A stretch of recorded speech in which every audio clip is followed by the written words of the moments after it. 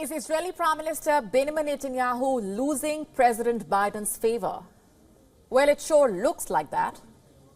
The war just hit the 100-day mark. The end seems nowhere in sight. And what's worse, Netanyahu's biggest ally, Biden, is running out of patience. Have a look at this Axios report. It says Biden is becoming increasingly frustrated with Netanyahu. When the war broke out, the two leaders used to talk almost every other day. This went on for a good 2 months. But now, Biden has not called Netanyahu in the last 20 days. And why is that? What did Bibi do to upset his friend? Well, he is busy being stubborn. He has been rejecting most of the American administration's war-related requests. His last phone call with Biden happened on the 23rd of December. And the American president got so frustrated that he hung up by saying that this conversation is over. What could have happened that annoyed Biden that much? What were the two leaders talking about? Let me tell you. President Biden had requested Netanyahu to release the Palestinian tax revenues that Israel has been withholding. For those unversed, Israel and Palestine have an agreement. The Israeli government collects tax on behalf of the Palestinian Authority. This is for the Palestinian imports and exports. And how much money are we talking about? Roughly $188 million every month. It is the main source of income for the Palestinian Authority, in fact.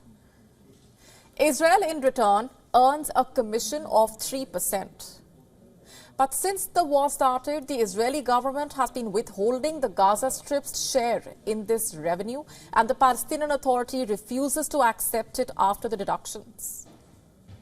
The U.S. tried to convince Israel to release the revenue, but Netanyahu has firmly rejected that. The National Security Council spokesperson, John Kirby, has been trying to downplay the entire situation. He says the decreased talks indicate nothing about the state of the relationship. But there are many other signs of irritation. The main one is Netanyahu's resistance to requests that are American priorities. Other than that, there are humanitarian concerns. Biden and his advisors believe that Israel is not doing enough to allow humanitarian aid into Gaza. The U.S. has been urging Israel to cut down civilian casualties, but Israel does not seem to be listening. The U.S. also wants Israel to transition to low-intensity operations in Gaza by the end of this month. American officials have been pressing for this in hopes of reducing Palestinian casualties, but seeing the situation in Gaza, that is not happening either. What else? Prime Minister Netanyahu does not have a plan for what happens after the war, and when the U.S. came up with one, he rejected it.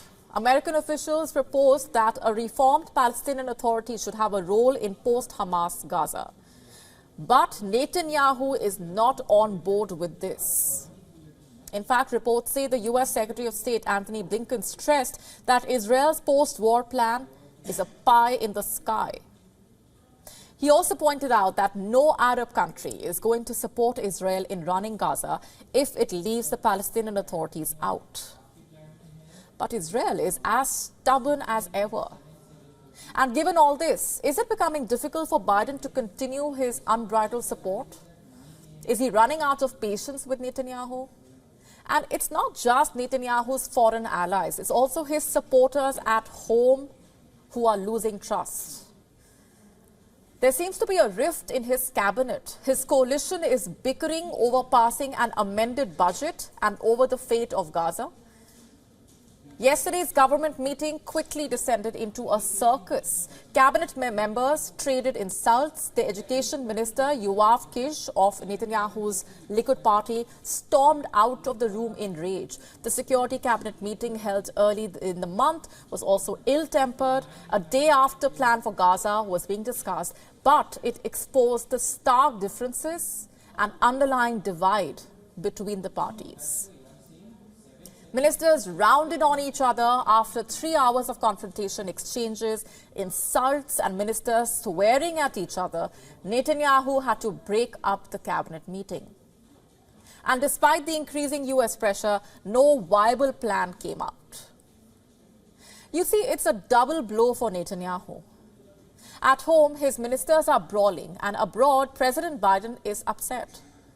How long does he have before things boil over?